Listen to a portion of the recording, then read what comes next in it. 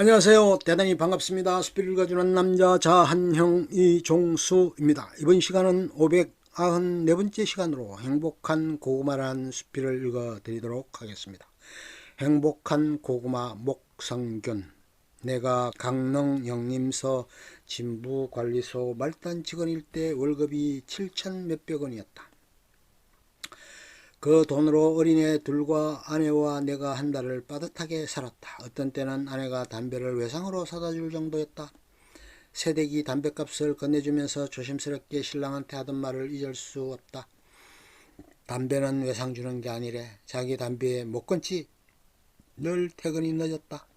잡무가 있어 늦을 때도 있었지만 잡무가 없어서 늦는 때도 많았다. 잡무가 없으면 미뤄두었던 고스톱 화투를 쳐야 하기 때문이다. 직원들 간의 숙식실에서 화투를 치는 것은 동료애를 돈독해 하는 것이지 절대로 노름은 아니다. 특히 산업이 눈 속에 깊이 묻히는 겨울이 그랬다. 어두워져서 전등에 스위치를 넣으면 늙은 소장님은 큰 곰처럼 어정어정 소장실을 나갔다.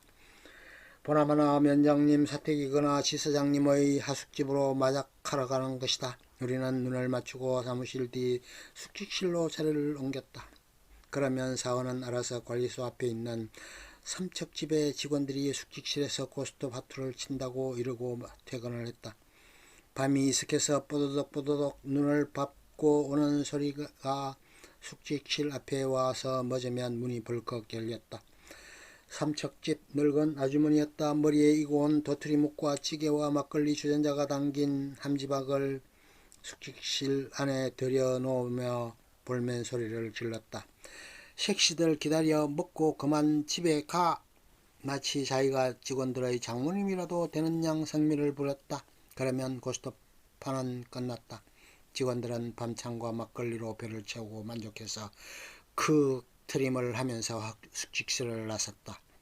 지금도 가끔 행복한 포만감을 느낄 때면 그때처럼 생리적인 소리를 일부러 내본다. 그러면 한결 행복하다.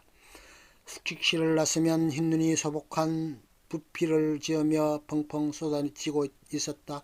나의 집은 읍내 밖 진분홍고 뒤에 있는 농가의 바깥이었다.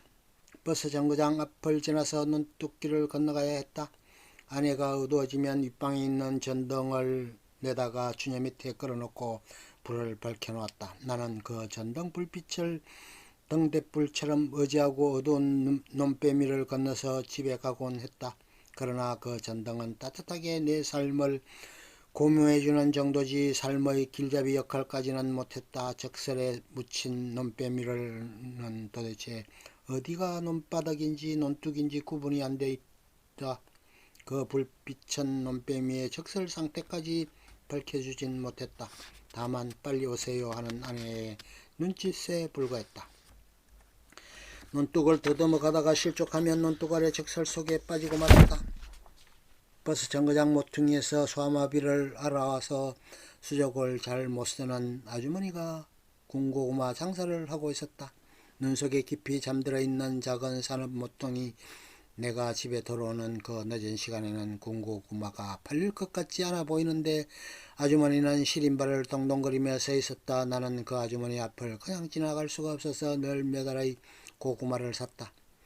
그의 겨울나의 하루 일과의 마지막은 그 아주머니에게 군고구마 몇 알을 사는 일로 끝나는 셈이었다. 그 늦은 밤 그 군고구마를 가지고 가서 깜빡깜빡 졸면서 신랑을 기다리던 새댁에게 불쑥 내밀면 참 좋아했다. 그 재미에 몇 알의 군고구마를 사들고 갔다. 군고구마를 사서 잠밥섭에 넣으면 온몸이 따뜻했다. 논둑에 떨어져 눈 속에 빠져도 춥지 않았다. 따뜻한 고구마를 품어서 그런지 눈속이 아늑했다.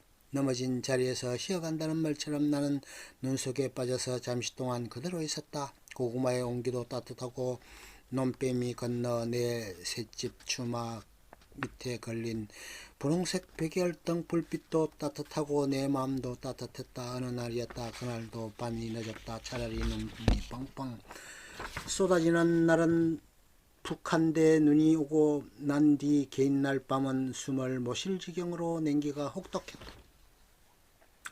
산맥들도 칼날처럼 덩성이를 세우고 별들도 쳐다보기 민망할 정도로 오돌오돌 떨고 있었다. 그날은 고스톱 하트를 해서 돈도 좀 땄다. 숙식시를 나서자 볼이 바늘로 찌르는 것처럼 따가웠다. 잠바 속에다 자라목처럼 얼굴을 묻고 종종 걸음을 쳤다. 고구마도 몇 알 더 사고 아주머니에게 기평돈을 몇 푼 줄 생각에 즐거운 마음으로 버스 정거장 모퉁이까지 왔다. 그런데 아주머니 대신 웬 어린 소년이 서 있는 것이었다. 너 누구냐? 영림사 아저씨예요? 그래, 일찍 좀 다니세요. 처음 보는 녀석의 볼이 부어가지고 감정적으로 그러는 것이었다. 임마, 내가 일찍 다니든 늦게 다니든 내가 무슨 참견이야? 아저씨 때문에 우리 어머니가 감기에 걸리셨으니까 그렇죠. 그 녀석이 군고구마 장수 아주머니 아들인 모양이었다. 어머니가 늘 그래요. 영림사 아저씨 퇴근이 늦어서 늦었다고요. 그때 내 나이 31살이었다. 지금도 생각하면 가슴이 뜨겁게 따라오른다.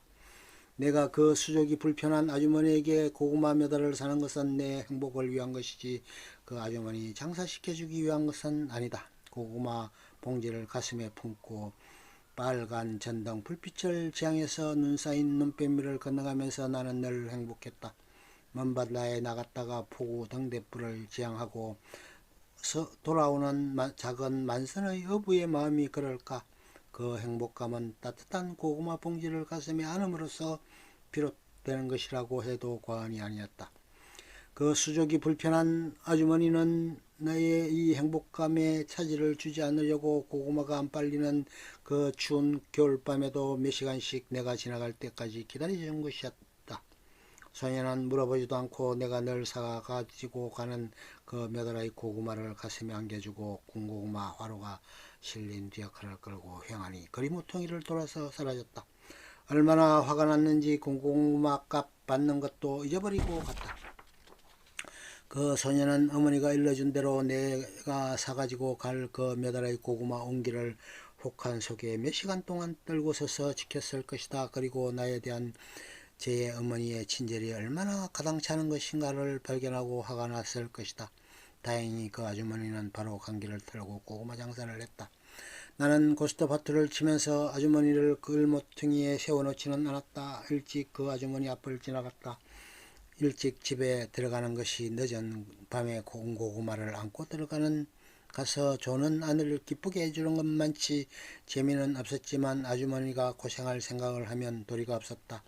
장중한 태백산맥에 둘러싸인 작은 산업의 겨울밤 7천 몇백 원짜리 말단 공무원을 행복하게 해준 아주머니의 행복한 고구마가 먹고 싶다. 끝.